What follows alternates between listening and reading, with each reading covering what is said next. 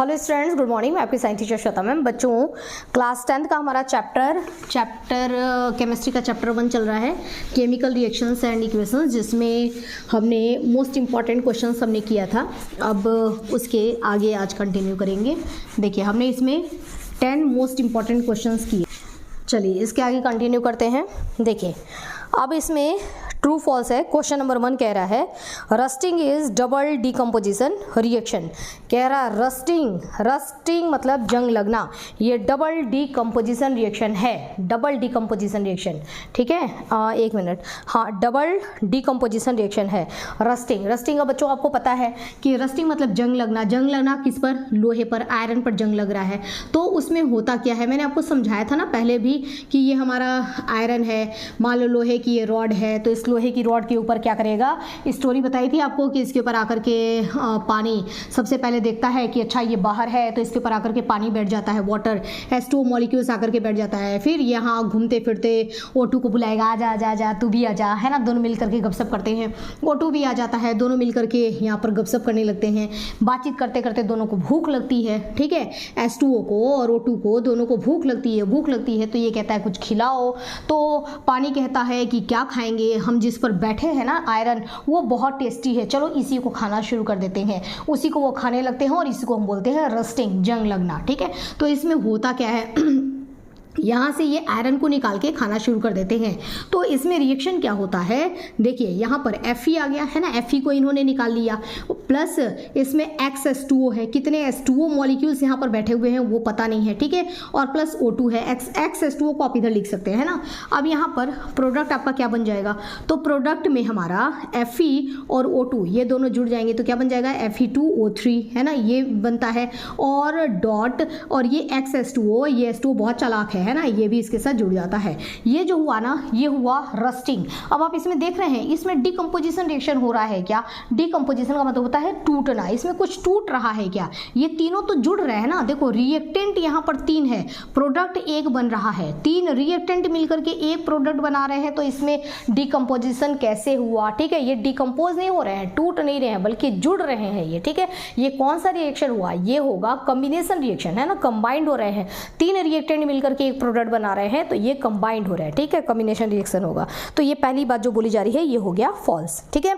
अब नेक्स्ट देखिए, कह रहा है the reaction between nitrogen and hydrogen to give ammonia is an example of combination reaction. कह रहा है कॉम्बिनेशन रिएक्शन का ये एक एग्जाम्पल है, ठीक है। क्या कह रहा है, कह रहा है कि नाइट्रोजन और हाइड्रोजन के का आपस में पहले आप रिएक्शन कराओ। चलो करवाते हैं, है ना। हमने ले लिया N2 और प्लस हमने ले लिया H2।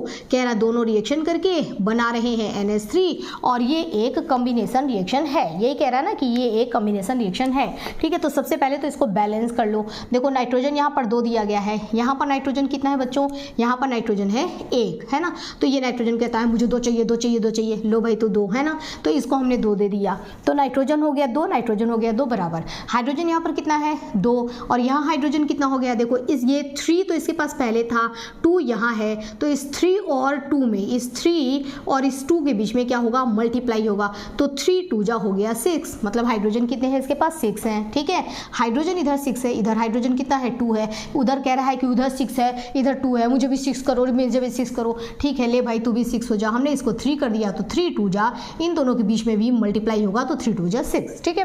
तो ये तो हमने चलो बैलेंस कर दिया, है ना। अब देखो इधर एरो के इधर 2 रिएक्टेंट A और प्लस B, 2 रिएक्टेंट मिलकर के एक सिंगल प्रोडक्ट बना रहे हैं, AB सिंगल प्रोडक्ट बना रहे हैं। तो ये किस प्रकार का रिएक्शन हुआ, ये हुआ कॉम्बिनेशन रिएक्शन, है ना। कंबाइंड होकर के सिंगल प्रोडक्ट बना रहे हैं, तो कॉम्बिनेशन रिएक्शन होगा। तो ये बात जो बोल रहा है ये बिल्कुल सही बोल रहा है, ठीक है। नेक्स्ट क्वेश्चन कह रहा है a magnesium ribbon burn with a dazzling flame in air, oxygen मतलब एयर मतलब oxygen, and change into white substance magnesium oxide में ये चेंज हो जाता है, ठीक है।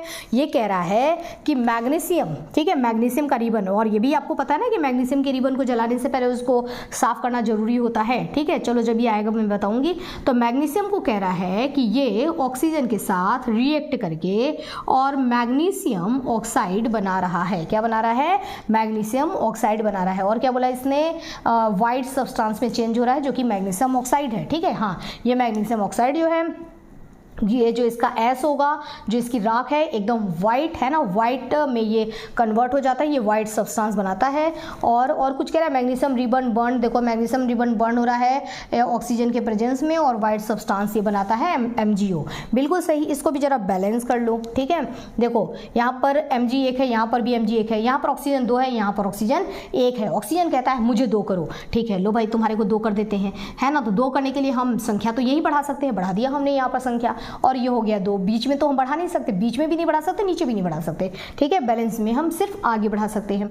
तो हमने इसके आगे 2 कर दिया। जैसे ही हमने इसके आगे 2 कर दिया तो ये ऑक्सीजन तो हैप्पी, ठीक है, कि मैं 2 हो गया, ठीक है, तुम भी 2 थे, मैं 2 हो गया। लेकिन मैग्नीशियम जो है रोने लगता है कि मैं यहाँ पर 2 हो गया, यहाँ तो मैं अकेले हूँ, ठीक है, यहाँ पर 2 हो गया, मैं यहाँ अकेले हूँ, मुझे भी 2 करो, मुझे भी 2 करो। तो लो भाई तुमको तो 2 करना आसान है, इसके आगे हमने 2 लगा दिया, तो ये रिएक्शन बैलेंस हो गया और ये जो MgO बनता है ये वाइट सब्सटेंस होता है। तो ये बात जो बोली जा रही है ये बिल्कुल सही बोली जा रही है, ठीक है।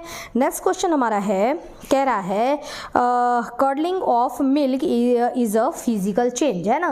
कह रहा है कि मिल्क का, दूध से दही का बनना, है ना। इधर हमने ले लिया है मिल्क और मिल्क से हमने बना लिया कर्ड, हमने इससे मिल्क से कर्ड बना लिया। तो कह रहा है ये एक फिजिकल चेंज है। भाई आप बताओ कि ये फिजिकल चेंज है क्या?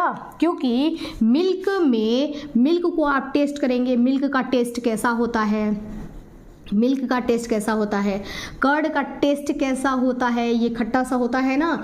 मतलब मिल्क से कर्ड में बनने में, है ना, मिल्क से जब कर्ड बना तो यहाँ पर कुछ नया बना है, नया, ठीक है, न्यू सब्सटेंस, कुछ नया इसमें प्रोडक्ट बना है, किसमें, कर्ड में। तभी जाकर के इसका टेस्ट चेंज हुआ। मिल्क का टेस्ट दूसरा था, कर्ड का टेस्ट दूसरा हुआ। कैसे हुआ?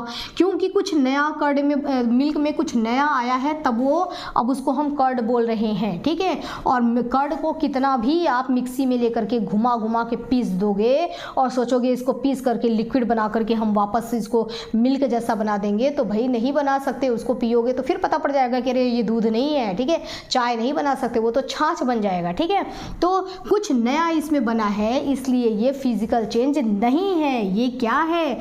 नया अगर कुछ भी प्रोडक्ट बनता है तो ये कहलाता है केमिकल चेंज, केमिकल चेंज। तो ये फिजिकल चेंज बिल्कुल भी नहीं है, ये केमिकल चेंज है, ठीक है। तो यहाँ पर ये जो बात बोल रहा है वो गलत बोल रहा है। नेक्स्ट है a chemical reaction can't be reversed, है ना। कह रहा है केमिकल रिएक्शन, कोई भी केमिकल रिएक्शन है, जैसे यहाँ पर ही मिल्क से कर्ड बना तो कुछ ना कुछ इसके अंदर रिएक्शन हुआ है, केमिकल रिएक्शन हुआ है, तो ये कर्ड बना है। कह रहा है कि ये जो है ना ये कभी भी वापस नहीं हो सकता, ऐसा नहीं है कि हम कर्ड से मिल्क वापस बना ले, ठीक है। तो कह रहा है कि केमिकल रिएक्शंस होता है वो कांट बी रिवर्स्ड, है ना, मतलब ये पीछे वापस बैक नहीं आता है। लेकिन हमारे पास एक रिएक्शन होता है जिसका नाम है रिवर्सिबल रिएक्शन, है ना, वो वापस भी आता है। प्रोडक्ट जो है ना वापस रिएक्टेंट में चेंज होता है, ठीक है, वो वापस आता है। लेकिन फिलहाल हमको यहाँ पर यही चीज़ कहना है कि हाँ ठीक है, तुम सही कह रहे हो कि अगर एक बार ये इससे बन गया तो ये वापस नहीं आएगा, ठीक है। तो अभी फिलहाल हम इसको क्या करेंगे, इसको हम बोलेंगे कि हाँ ठीक है, करेक्ट है, ट्रू, ओके।